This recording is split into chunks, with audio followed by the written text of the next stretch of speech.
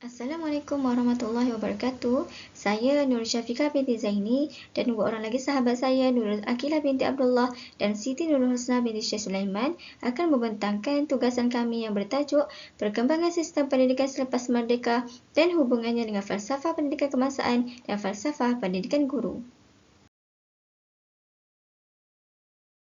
Perkembangan sistem pendidikan di Malaysia selepas merdeka terdiri daripada Laporan Penyataan Razak 1956, Laporan Rahman Talib 1960, Akta Pelajaran 1961, Laporan Aminuddin Baki 1964, Laporan Hussein On 1971, Dasar Ekonomi Baru 1971 hingga 1990, Laporan Jawatankuasa Kabinet, Plan Induk Pembangunan Pendidikan PIPP 2006 hingga 2010.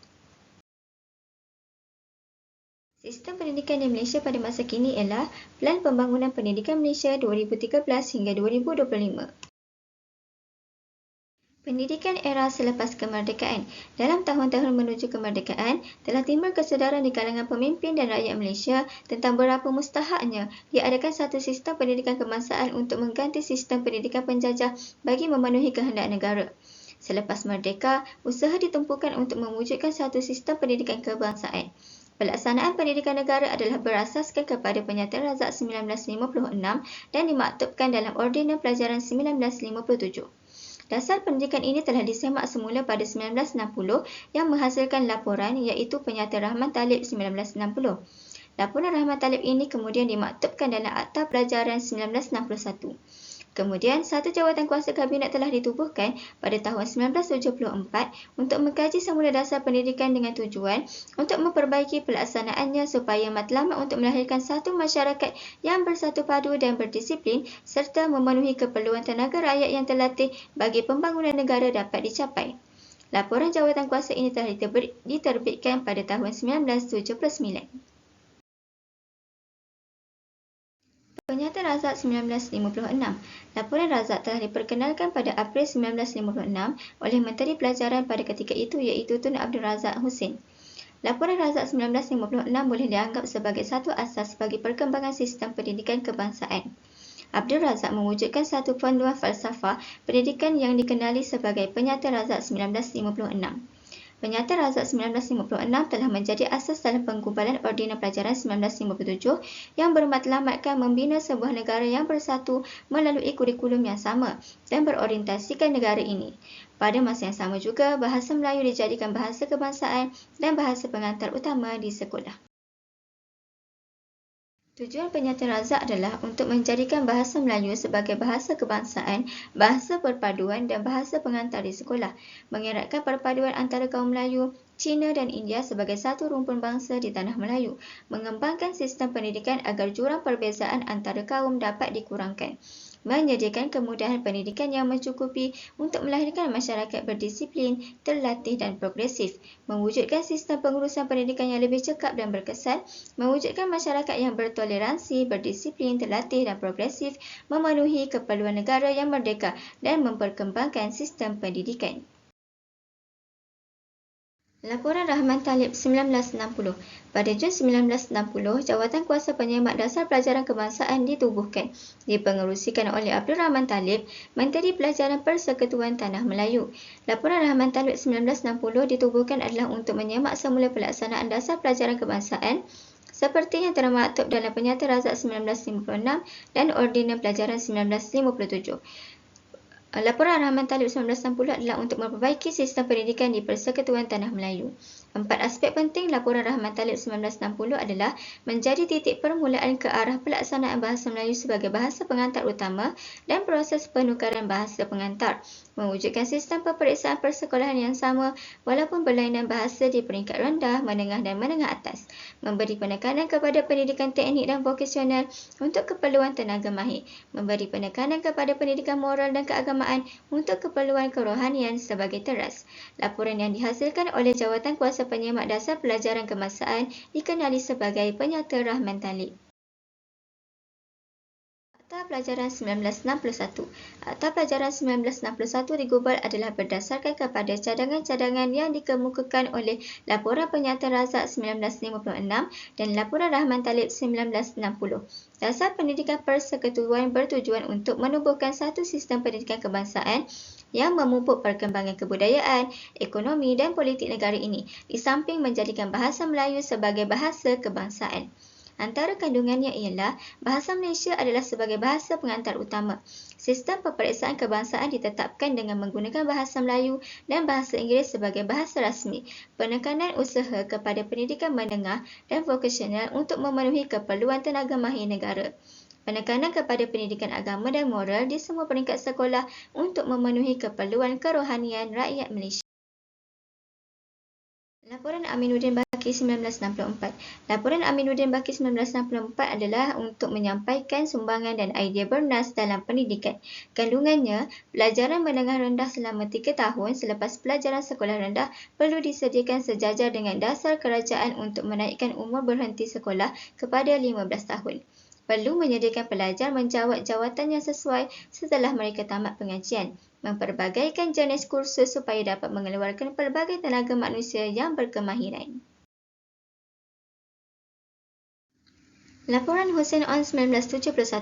Matlamat Laporan Hussein On 1971 adalah untuk mengkaji semula dasar pendidikan negara ketika itu untuk menyediakan pendidikan dasar bagi semua kanak-kanak dalam lingkungan umum bersekolah ditempatkan di setiap sekolah aliran Melayu, Inggeris, Cina dan Tamil. Bahasa Melayu sebagai bahasa pengantar, namun bahasa Inggeris sebagai bahasa antarabangsa tetap diiktiraf dan dijadikan sebagai bahasa kedua. Oleh itu, dicadangkan masa mengajar bahasa Inggeris ditambah dan guru-guru diberi latihan untuk memperoleh hasil pencapaian yang baik. Implikasinya adalah bahasa Inggeris adalah diwajibkan di semua sekolah kerana kepentingannya dalam pendidikan tinggi dan perdagangan dan juga hal ehwal antarabangsa. Dasar Ekonomi Baru 1971 hingga 1990. Bahasa Melayu dijadikan sebagai bahasa pengantar utama di Semenanjung Malaysia dan Sabah pada tahun 1982, manakala di Sarawak pada tahun 1990. Penggunaan bahasa Inggeris sebagai bahasa kedua. Penggunaan bahasa Cina atau Tamil mengurangkan jurang perbezaan dalam memberikan peluang pelajaran di antara kawasan dan kaum. Falsafah pendidikan kebangsaan telah digubal pada tahun 1988 dengan menekankan pendidikan yang menyeluruh dan bersepadu bagi membentuk pelajar yang seimbang daripada segi jasmani, emosi, rohani dan intelek. Laporan Jawatankuasa Kabinet 1979. Pada September 1974, Kerajaan Malaysia menubuhkan satu Jawatankuasa Kabinet untuk mengkaji pelaksanaan sistem pelajaran kebangsaan yang berasaskan dasar pelajaran yang dilaksanakan sejak 1961. Dipengerusikan oleh Dr. Mahathir pada 1979. Jawatankuasa telah mengeluarkan laporannya pada 7 November 1979 yang dikenali sebagai Laporan Jawatankuasa Kabinet mengkaji pelaksanaan dasar pelajaran kebangsaan atau dikenali sebagai Laporan Mahathir atau Laporan Kabinet. Tumpuan Laporan Kabinet. Fokus diberikan kepada pendidikan asas 3M iaitu membaca, menulis dan mengira. Kedudukan bahasa Inggeris sebagai bahasa kedua dikekalkan. Tumpuan diberikan kepada pendidikan kerohanian yang kukuh dan unsur-unsur disiplin yang diingini. Pendidikan menengah atas dibahagikan kepada dua jurusan iaitu akademik dan vokasional. Peluang melanjutkan persekolahan ditambah daripada 9 tahun kepada 11 tahun. Kurikulum ala Malaysia ditegaskan. Semakan semula dibuat ke atas kursus dalam perkhidmatan bahagi bahasa Malaysia. Pelan Induk Pembangunan Pendidikan PIPP 2006 hingga 2010. Pelan Induk Pembangunan Pendidikan PIPP telah dilancarkan oleh Datuk Seri Abdullah Haji Ahmad Badawi pada 16 Januari 2007 di Pusat Convocation Antarabangsa Putrajaya. PIPP telah menggariskan 6 teras. Yang pertama, membina negara bangsa merupakan teras utama dalam PIPP. Kedua, membangunkan modal insan bertujuan untuk melahirkan anak bangsa Malaysia yang berpengalaman dan kepakaran tinggi bagi penyediaan guna tenaga dalam pelbagai jenis pekerjaan. Yang ketiga, memperkasakan sekolah kebangsaan. Keempat, merapatkan jurang pendidikan. Kelima, memartabatkan profesion keguruan. Keenam, melonjakkan kecemerlangan institusi pendidikan. Sistem pendidikan semasa di Malaysia. Pelan Pembangunan Pendidikan Malaysia 2013 hingga 2025. Pelan Pembangunan Pendidikan Malaysia 2013 hingga 2025 dilancarkan pada 6 September 2013. 5 aspirasi sistem pendidikan. Pertama, akses. Kedua, kualiti. Ketiga, equity. Keempat, perpaduan. Dan kelima, kecekapan. 6 aspirasi murid pula ialah pengetahuan, kemahiran berfikir, kemahiran memimpin, kemahiran berbahasa, beretika dan beragama, beridentiti kebangsaan. 3 gelombang transformasi iaitu selama 13 tahun. Gelombang pertama 2013 hingga 2015. Tumpuan kepada usaha memperbaiki sistem dengan memberi sokongan guru dan tumpuan kepada kemahiran utama. Gelombang kedua 2016 hingga 2020. Mempercepatkan penambahbaikan sistem. Gelombang ketiga 2021 hingga 2025 menganjak ke arah kecemerlangan menerusi peningkatan keluasan operasi iaitu fleksibel. 11 anjakan utama dalam mentransformasikan sistem pendidikan negara. Pertama, menyediakan kesamarataan akses kepada pendidikan berkualiti bertaraf antarabangsa. Kedua, memastikan setiap murid menguasai kemahiran dalam bahasa Malaysia dan bahasa Inggeris serta mempelajari bahasa tambahan. Ketiga, melahirkan rakyat yang menghayati nilai. Keempat, mentransformasi profesion keguruan menjadi profesion pilihan. Kelima, memastikan kepimpinan berprestasi tinggi ditempatkan di sekolah. Keenam, mengupaya JPN, PPD dan sekolah untuk menyediakan penyelesaian khusus berasaskan keperluan. Ketujuh, memanfaatkan ICT bagi meningkatkan kualiti pembelajaran di Malaysia. Kelapan, mentransformasi kebolehan dan keupayaan penyampaian kementerian. Kesembilan, bekerjasama dengan ibu bapa, komuniti dan sektor swasta. Kesepuluh, memaksimumkan keberhasilan murid bagi setiap ringgit. Kesebelas, meningkatkan ketelusan untuk kebertanggungjawaban awam secara langsung. Seterusnya, saya meneruskan perbincangan kita pada hari ini pada topik falsafah pendidikan kebangsaan. Antara perkara yang saya akan utarakan adalah bagaimana falsafah pendidikan kebangsaan ini boleh muncul dan apakah elemen-elemen yang terdapat dalam falsafah pendidikan kebangsaan ini. Kita pergi kepada elemen pertama yang akan saya bincangkan hari ini iaitu berkaitan dengan bagaimana falsafah pendidikan kebangsaan muncul. Sebelum kemunculan falsafah pendidikan kebangsaan ini, di Malaysia sebenarnya telah wujud falsafah pendidikan sebelum tahun 1988 tetapi tidak dinyatakan secara tersurat. Falsafah pendidikan tersebut dinyatakan dalam bentuk laporan penyata dan akta. Kemudian telah muncul falsafah pendidikan negara secara bertulis yang digubal pada tahun 1987 dan diperkenalkan pada tahun 1988. Falsafah pendidikan negara ini telah dimurnikan pada tahun 1996 dan diberi nama FPK. Falsafah pendidikan kebangsaan lahir melalui suatu proses yang agak panjang iaitu satu proses pembinaan negara dan bangsa semenjak merdeka lagi. Idea penggubalan falsafah pendidikan kebangsaan ini telah dicetus selepas penerbitan laporan Jawatankuasa Kabinet pada tahun 1979. FPK yang dahulunya dikenali sebagai Falsafah Pendidikan Negara iaitu FPN telah digubal berlandaskan 3 ideologi iaitu Rukun Negara, Dasar Ekonomi Baru dan Dasar Pendidikan Kebangsaan. FPK ini digubal oleh pakar-pakar pendidikan secara teliti dengan mengambil berat keperluan-keperluan individu, masyarakat dan negara. Seterusnya, apakah itu falsafah pendidikan kebangsaan? Okey, falsafah pendidikan kebangsaan ini ialah pernyataan yang menegaskan sistem pendidikan di Malaysia yang memberi penekanan terhadap perkembangan potensi individu secara menyeluruh dan bersepadu ke arah melahirkan insan yang baik berdasarkan kepercayaan, keyakinan dan kepatuhan kepada Tuhan. FPK ini berhasrat untuk melahirkan insan yang berpegang teguh pada agama, melahirkan rakyat Malaysia yang berilmu pengetahuan, berakhlak mulia, bertanggungjawab, berketerampilan dan keupayaan mencapai kesejahteraan diri serta memberi sumbangan terhadap keharmonian dan kemakmuran keluarga, masyarakat dan negara. Falsafah pendidikan kebangsaan ini perlu dijadikan teras kepada pendidikan di negara bermula daripada pendidikan prasekolah sehinggalah kepada peringkat pengajian tinggi.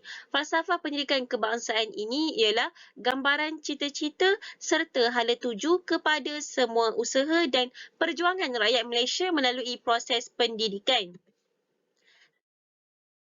Seterusnya kita pergi kepada apa sebenarnya tujuan dan matlamat falsafah pendidikan kebangsaan ini diwujudkan. Yang pertama adalah menjelaskan secara rasional amalan-amalan pendidikan terkini serta membimbing tindakan dan trend pendidikan masa depan.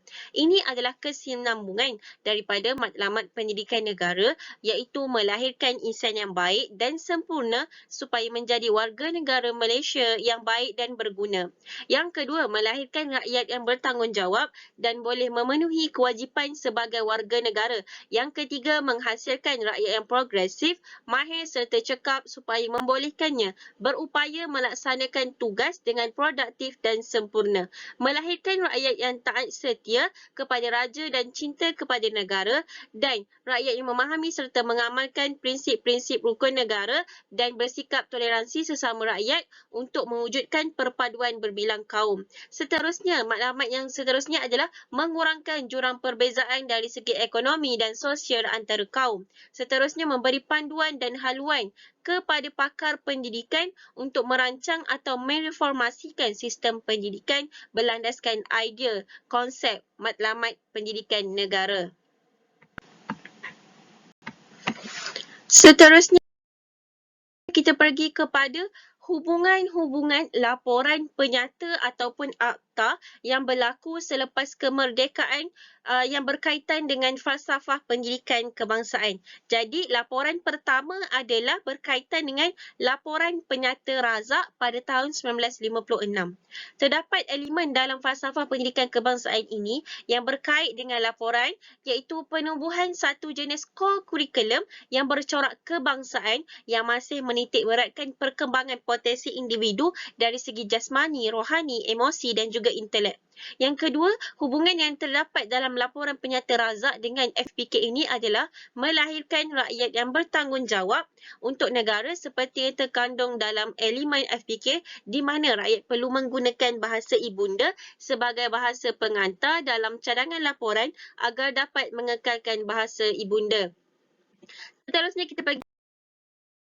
Seterusnya kita pergi kepada hubungan laporan Rahman Talib 1960 dengan FPK, iaitu ada dua perkara elemen FPK yang berkait dengan laporan ini, antaranya ialah menekankan potensi dan kebolehan individu serta falsafah pendidikan kebangsaan itu sendiri agar dapat melahirkan insan yang berkemampuan dari segi jasmani. Seterusnya, pendidikan teknik di Malaysia dan vocational yang ada menekankan tentang kemenjadian murid dari segi kemahiran dan ilmu dalam meningkatkan lagi produktiviti individu. Laporan yang seterusnya yang berkait dengan falsafah pendidikan kebangsaan ini adalah laporan Aminuddin Baki, iaitu memperkembangkan lagi potensi diri dan perkembangan potensi secara menyeluruh dan Seterusnya, hubungan Jawatan Kuasa Kabinet 1971 dengan FPK pula. Jawatan Kuasa Kabinet yang dipengerusikan oleh Yang Berbahagia Dr. Mahathir Mohamad pada ketika itu beliau adalah Menteri Pendidikan telah ditubuhkan bagi mengkaji pelaksanaan dasar pelajar kebangsaan pada tahun 1974.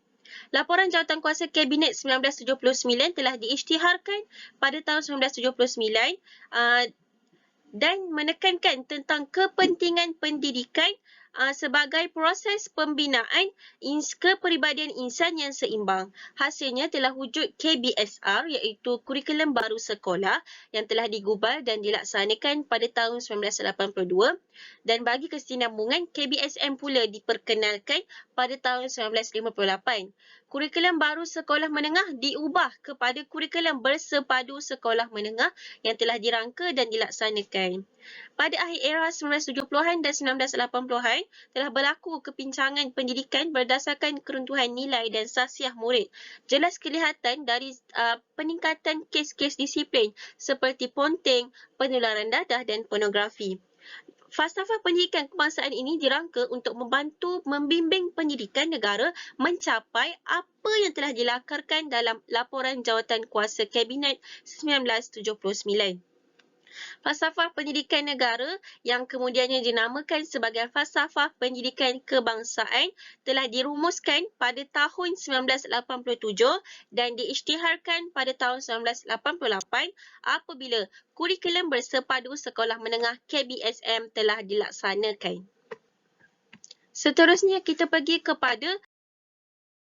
Seterusnya, falsafah pendidikan kebangsaan ini ada kaitannya dengan perkembangan sistem pendidikan di negara kita.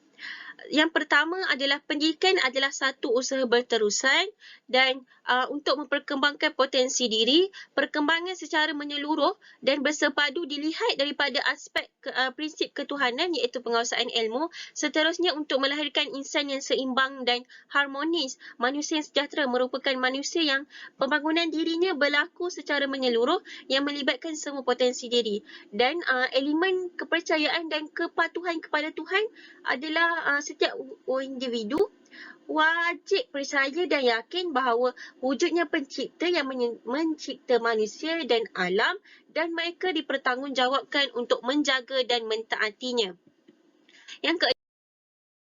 Seterusnya, rakyat Malaysia yang berilmu pengetahuan, rakyat Malaysia yang berakhlak mulia, rakyat Malaysia yang bertanggungjawab, berketerampilan dan berkeupayaan mencapai kesejahteraan diri. Jadi, secara ringkasnya, untuk melahirkan semua ciri-ciri yang telah saya sebutkan tadi, falsafah pendidikan kebangsaan ini diwujudkan dalam sistem pendidikan untuk melahirkan individu yang berilmu pengetahuan, bertanggungjawab, berketerampilan dan berkeupayaan mencapai kesejahteraan diri ini. Sebagai contoh, dalam mencapai membentuk rakyat Malaysia yang berilmu pengetahuan, konsep pendidikan sepanjang hayat hendaklah dijadikan amalan dan hendaklah sentiasa menambah ilmu. Dan untuk menjadi dan membentuk rakyat Malaysia yang berakhlak mulia, rakyat Malaysia hendaklah mengamalkan nilai-nilai murni, tingkah laku baik dan disiplin dan sopan santun. Itu sahaja daripada saya. Saya teruskan kepada rakan pembentang saya. Terima kasih. Seterusnya, saya sambung pula bahagian falsafah pendidikan guru. Kita lihat apakah yang dimaksudkan dengan falsafah pendidikan guru. Falsafah pendidikan guru ialah guru yang berpekerti mulia, berpandangan progresif dan saintifik, bersedia menjunjung aspirasi negara serta menyanjung warisan kebudayaan negara, menjamin perkembangan individu dan memelihara suatu masyarakat yang bersatu padu, demokratik, progresif dan berdisiplin. Apakah tujuan falsafah pendidikan guru ini? Falsafah pendidikan guru ini digubal bertujuan menjadi panduan bagi merealisasikan falsafah pendidikan. Bagi menghasilkan warga pendidik yang berkualiti, falsafah pendidikan guru ini digubal berdasarkan model konseptual dan model subkonseptual. Bagi konseptual pendidikan menekankan 3 dimensi utama iaitu ketuhanan, kendiri dan kemasyarakatan, manakala subkonseptual pula terdiri daripada 4 dimensi iaitu jasmani, emosi, rohani dan intelek iaitu Jerry. Okey, kita lihat bagi model konseptual falsafah pendidikan guru. Yang pertama ialah ketuhanan. Ketuhanan ini adalah penghayatan, amalan, peningkatan ilmu individu dilakukan berteraskan kepercayaan dan kepatuhan kepada ajaran agama mengikut ajaran agama masing-masing. Okey, yang seterusnya yang kedua kendiri. Kendiri ini ialah penekanan peranan guru sebagai pembina daya kefahaman dan patriotisme, memupuk budaya ilmu serta pembentukan sahsiah murni dan berpekerti mulia. Dan yang ketiga adalah kemasyarakatan. Peranan guru sebagai pendidik ini ialah pemimpin dan ejen perubahan kepada masyarakat dan negara. Okey, seterusnya kita lihat pula elemen-elemen falsafah pendidikan guru. Antara elemen-elemen falsafah pendidikan guru ini ialah guru yang berpekerti mulia. Guru yang berpekerti mulia ini ialah sesuai dengan peranan seorang guru sebagai suri teladan dan contoh kepada anak murid. Guru perlulah mempunyai perwatakan yang baik dan berdisiplin. Seterusnya, guru yang berpandangan progresif dan saintifik.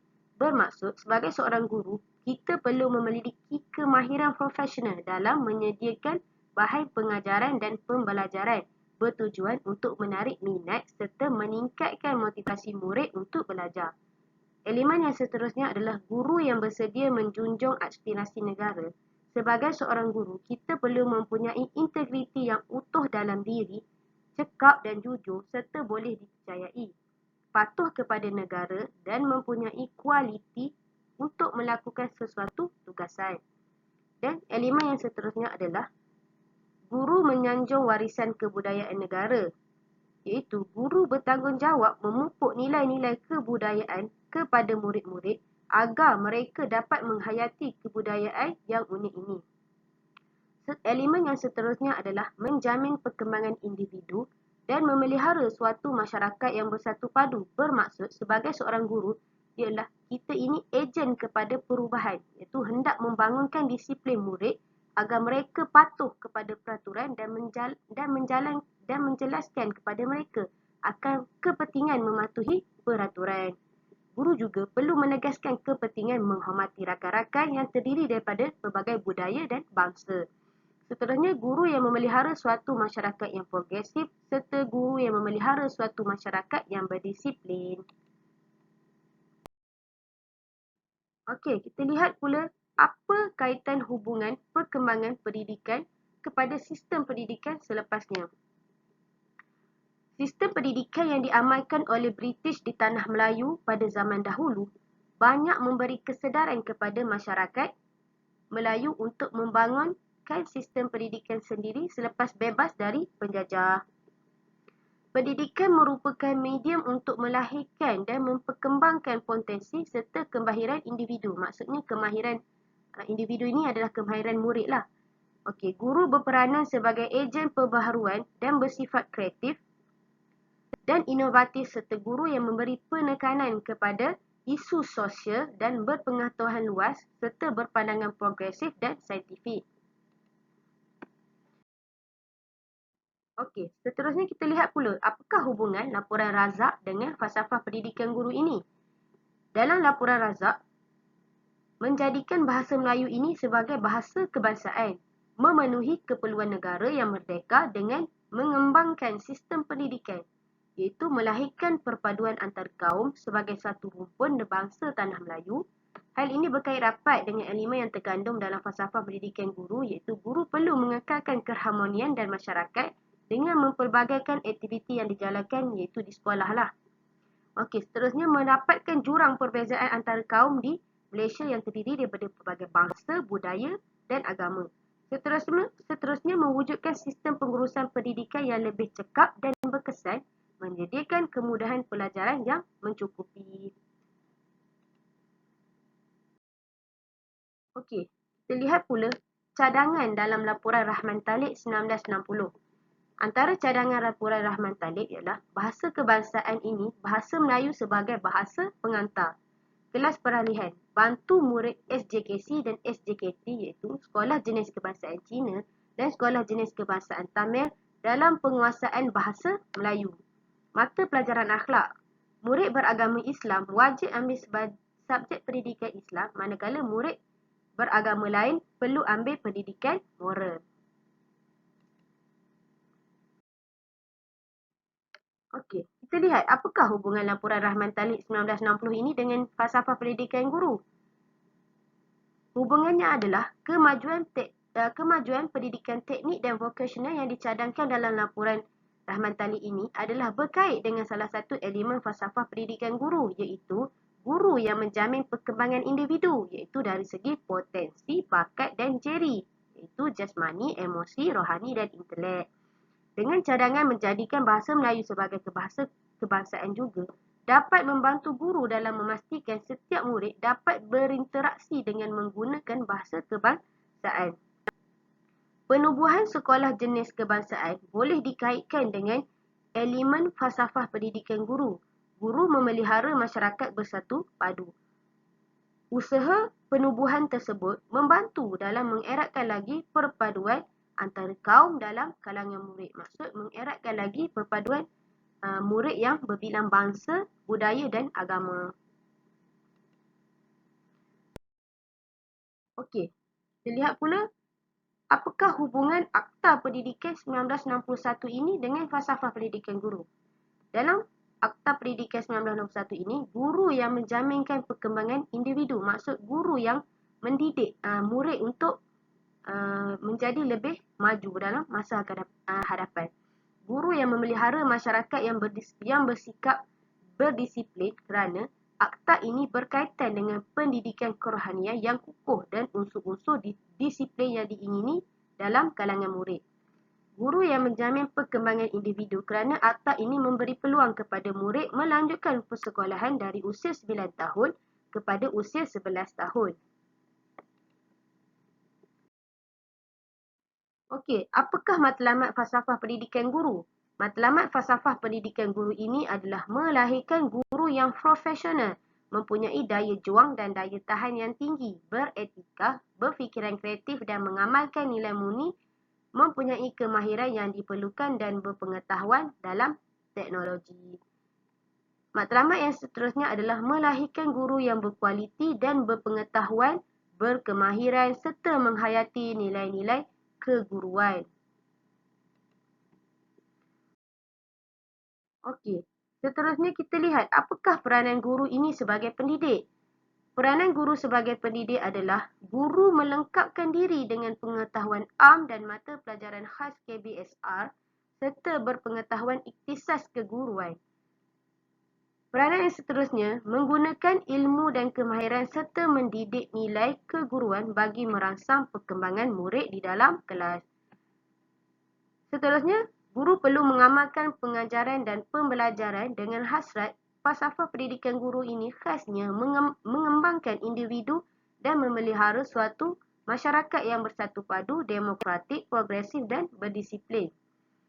Peranan yang seterusnya adalah menyemai dan memupuk amalan nilai murni dan etika keguruan kepada murid-murid selaras dengan tuntutan keperluan pendidikan dalam masa hadapan. Okey. Apa yang dapat dirumuskan adalah sebagai seorang insan yang akan bergelar pendidik, kita wajarlah mengetahui perkembangan pendidikan selepas merdeka dengan hubungan falsafah pendidikan kebangsaan dan falsafah pendidikan guru agar kita dapat melaksanakan tanggungjawab sebagai pendidik dalam menyebarkan ilmu pengetahuan kepada murid-murid dengan berkesan bagi membentuk individu atau murid yang berjaya dalam kehidupan yang akan datang. Oleh yang demikian, perkembangan pendidikan selepas merdeka saling berkait dengan falsafah pendidikan guru dan falsafah pendidikan kebangsaan ini kerana ianya merupakan satu panduan yang patut kita contohi dan patuhi. Okey, itu saja daripada saya. Sekian, terima kasih.